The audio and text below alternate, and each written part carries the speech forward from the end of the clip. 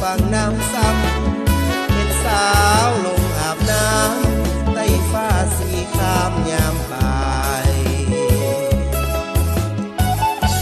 จอนส่งลุยข้ามน้ำซ้ำน้องยังบินน้ำใส่อายสาวหาดเมืองพันน้องมาใส่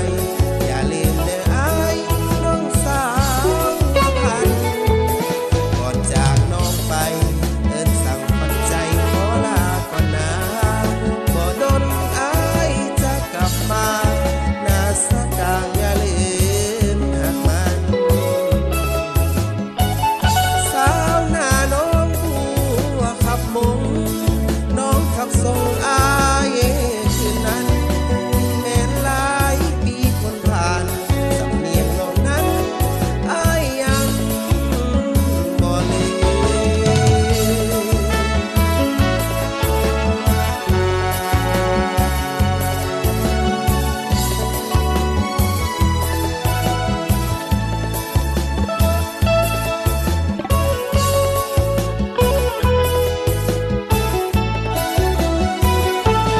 บ้าน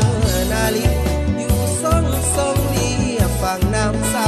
ำเป็นสาวลงอาบน้ำใต้ฟ้าสีครามยามบ่ายจอนส่งลุยข้ามน้ำซ้ำน้องยังบินน้ำใส่อายสาวทานเมืองพันน้องมาใส่อย่าลืมเด้ออายน้องสาวพัน ก่อนจากน้องไปเอิ้นสั่งฝันใจขอลาก่อนนะบ่ดนอายจะกลับมาหน้าสะกางอย่าลื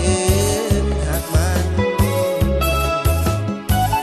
สาวหน้าน้องผู้ขับมุงน้องขับส่งอายคืนนั้นถึงแม้นหลายปีพ้นผ่านสำเนียงน้องนั้นอายยังบ่ลืม